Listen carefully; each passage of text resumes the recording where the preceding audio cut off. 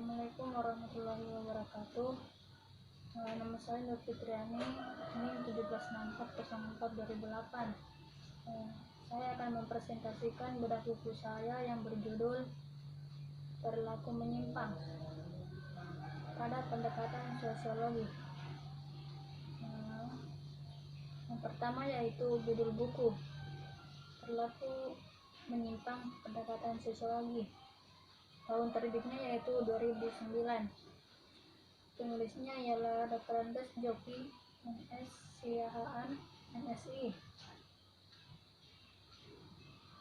Sampul buku. Desain sampul pada buku Perilaku Menyimpang terlihat sangat menarik karena didesain semenarik mungkin agar para pembaca tertarik membacanya. Pada sampul buku tersebut terdapat nama penulis, judul buku, dan nama penerbit.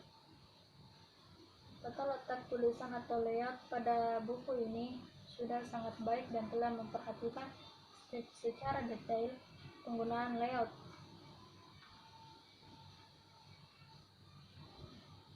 Ukuran dari buku tersebut ialah 20,5 cm dikali 14,5 cm dengan ketebalan 144 halaman.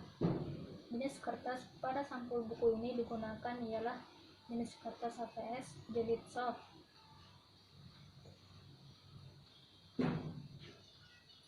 B. Isi buku. Redaksi tata bahasa cukup jelas dan mudah dipahami jika sekali baca. Gaya penulisannya pun cukup baik, seperti pada penulisan sub-sub materi dan nama tokoh. Tulisannya dipertebal agar para pembaca lebih paham. Isinya cukup menarik dibaca karena terkait dengan materi penyimpangan yang merupakan masalah yang sering terjadi di sekitar kita, dan buku ini cukup menarik bagi saya. Substansial isinya meliputi yang pertama yaitu nilai ketuhanan. Terdapat pada halaman 3 yang berisi norma ini berasal dari ajaran kepercayaan atau agama tertentu oleh pengikutnya dianggap sebagai perintah Tuhan. Dalam norma ini manusia diharapkan untuk melakukan perilaku yang dianggap sesuai dengan perintah Tuhan.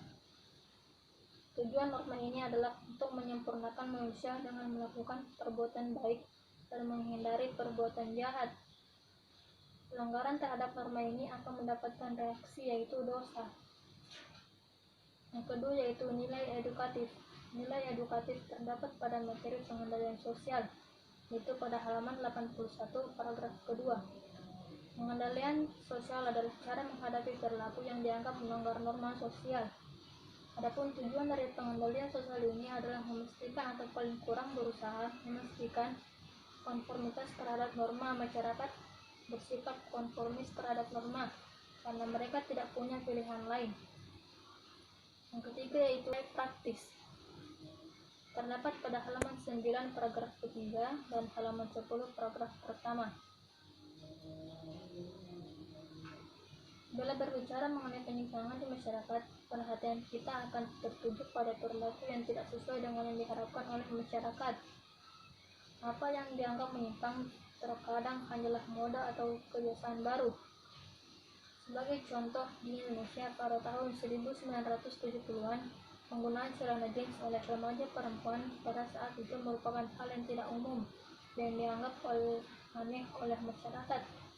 Namun dalam perkembangan kemudian ternyata anggapan tersebut berubah. Pada masa sekarang dapat dikatakan kebanyakan perempuan menggunakan celana jeans sebagai pakaian yang umum dikenakan sehari-hari. Yang keempat yaitu nilai teoritis. Terdapat pada halaman 13 paragraf kedua. Penyimpangan menunjuk pada perilaku yang secara statistik berbeda dari perilaku kebanyakan orang. Jadi bukan pada benar atau salah, baik atau buruk, tetapi lebih pada kecenderungan angka statistik semata yang jarang terjadi. Dalam pandangan ini, penyimpangan belum tentu berkonotasi negatif secara moral. Sebagai contoh, ateisme atau pandangan yang tidak mengakui keberadaan Tuhan di Indonesia dianggap sebagai perilaku yang menyimpang karena secara statistik masyarakat Indonesia mengakui keberadaan Tuhan. Kelima yaitu nilai filsafat. Terdapat pada halaman 93 paragraf pertama. Perilaku menyimpang merupakan masalah sosial. Penyimpangan yang telah ditulis dalam aturan hukum kemudian didefinisikan sebagai kejahatan.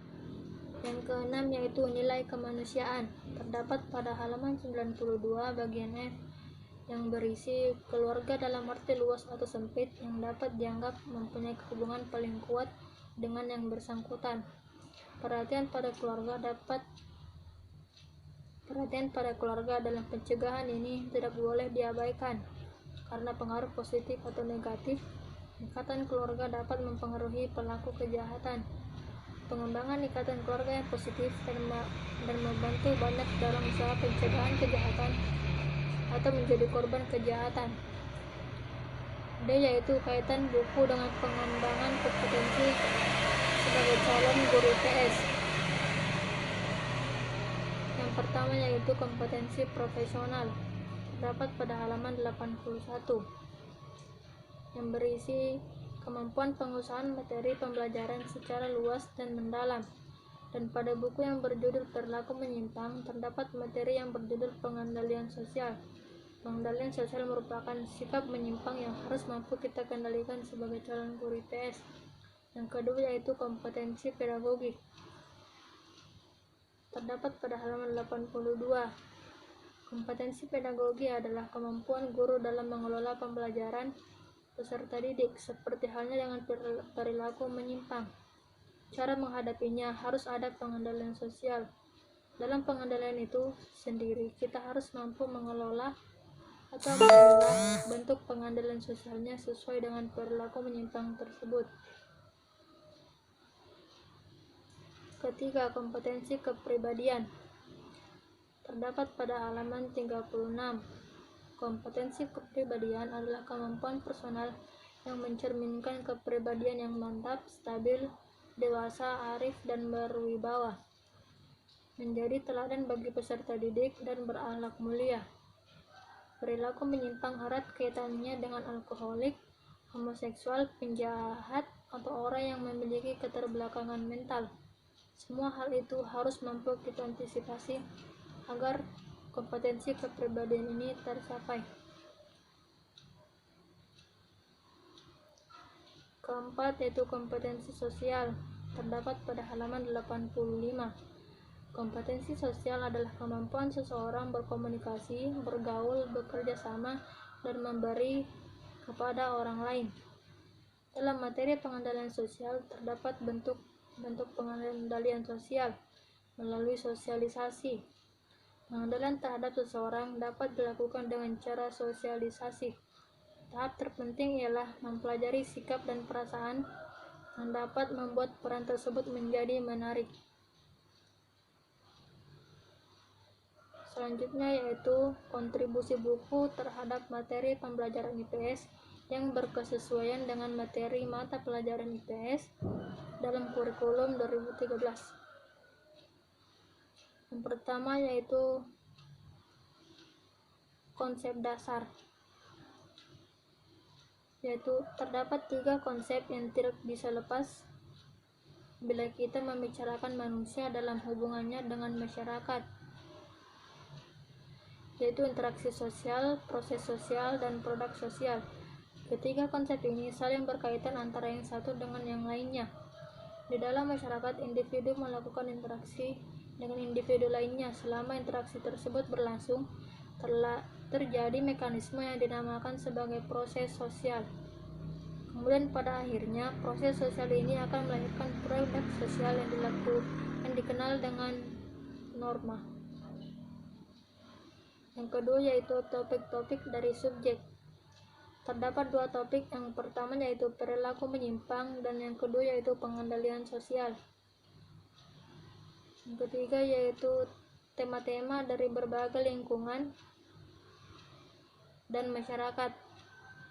Tema yang pertama yaitu penyimpangan di masyarakat. Kedua yaitu proses menjadi menyimpang. Ketiga seksualitas dan penyimpangan. Keempat urbanisasi dan penyimpangan. Kelima dimensi pengendalian sosial, dan yang terakhir yaitu teori-teori sosiologi perilaku menyimpang. Keempat yaitu problem sosial. Adapun problem atau masalah sosial yaitu ada 3. Yang pertama, pencurian mobil. Berdasarkan alasan dilakukannya kejahatan, dapat 2 jenis pencurian mobil. Pertama adalah yang lebih dikenal dengan istilah joyriding. Joyriding adalah pencurian mobil yang sebenarnya lebih menekankan pada pemakaian mobil tanpa izin dari pemiliknya. Pencurian tidak dilakukan untuk menjual kembali mobil tersebut dan mendapat keuntungan, tetapi sekedar hanya untuk kesenangan sesaat. Yang kedua, pencurian mobil dengan maksud memiliki mobil tersebut keseluruhan atau hanya bagian-bagian tertentu mobil tersebut. Yang kedua, pemalsuan cek. Kebanyakan pemalsuan cek dilakukan oleh orang yang sebelumnya tidak pernah melakukan perbuatan tersebut. Limert 1972 yang meneliti para pelaku non-profesional menyimpulkan bahwa para pelaku tidak mempunyai pengalaman, penyimpangan atau catatan kejahatan. Mereka tidak mengkonsepsikan dirinya sebagai penjahat dan tidak mengembangkan dirinya ke dalam dunia kejahatan. Perilaku ini adalah hasil dari situasi sosial tertentu yang menyulitkan seseorang dalam tingkat isolasi sosial tertentu, dan suatu proses penanaman perilaku alternatif yang subjektif dari para pelaku pemalsuan. Yang ketiga yaitu vandalisme. Vandalisme adalah fenomena umum di setiap negara. Vandalisme adalah kejahatan yang khusus dilakukan oleh anak, meskipun orang dewasa dapat saja melakukannya.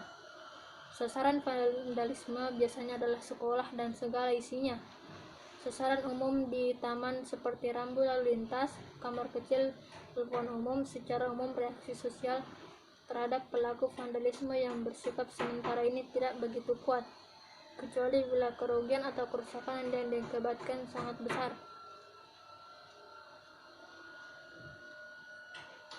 Yang kelima yaitu isu-isu kontemporer. Terdapat pada halaman 104 yaitu aliran modern oleh Shaw and Meeke. Seperti pengikut aliran Chicago dari sosiologi Amerika, Shaw and Meeke melakukan pendekatan terhadap subjek mereka dari sudut pandang ekologi atau penyebaran dalam ruang. Kenakalan anak, terutama di Chicago dan juga di beberapa kota di Amerika Serikat. Mereka mengamati bahwa tingkat delinkuensi yang tertinggi ada di zona sekeliling pusat bisnis dan diturunkan secara sistematis sebagai ketergantungan antara orang yang pindah keluar wilayah tersebut dengan kemiskinan, perumahan yang tidak layak huni, penyakit, dan ketergantungan ekonomi. Yang keenam yaitu general idea atau ide-ide umum. Yang pertama yaitu terdapat pada halaman 1 paragraf pertama, yaitu manusia merupakan makhluk sosial. Yang kedua yaitu terdapat pada halaman 33 paragraf pertama, yaitu segala sesuatu pasti akan melalui proses, begitu juga dengan penyimpangan. Yang ketiga yaitu terdapat pada halaman 41, yaitu homoseksual. Yang keempat yaitu halaman 61, yaitu urbanisasi adalah perpindahan penduduk dari desa ke kota. Yang kelima yaitu terdapat pada halaman 81 yang berisi hidup di daerah yang rawan akan penyimpangan memungkinkan kontak langsung dengan pelaku. Yang keenam yaitu halaman 93 yang berisi penyimpangan merupakan masalah sosial. Selanjutnya yaitu isu-isu kontroversial. Terdapat pada halaman 109 yaitu kejahatan kerah putih. Teori kejahatan kerah putih Sutherland mengundang banyak perhatian atas besarnya skala dan kerugian yang diakibatkan pelanggaran hukum jenis ini, khususnya kejahatan dari kegiatan usaha yang besar. Para pelakunya adalah orang yang paling terhormat di antara pelaku kejahatan, dan amat jarang mereka ke dalam statistik kriminal dan data kriminologi, maka teori-teori kriminologi tidak memperhitungkan jenis kejahatan ini dalam perhatiannya.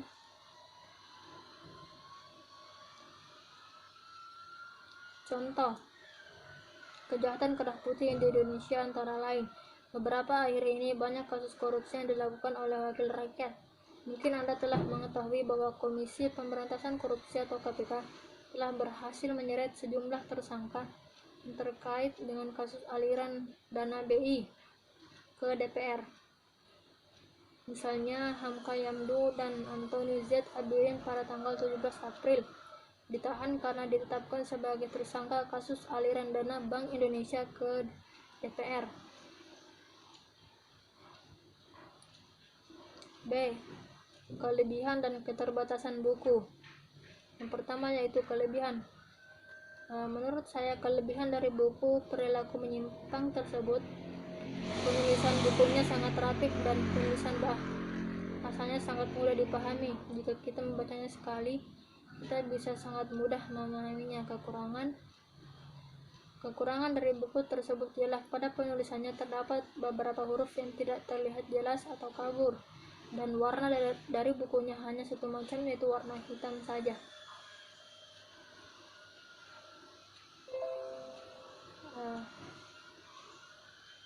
C. Manfaat secara afektif, kognitif, dan psikomotorik sebagai calon guru IPS.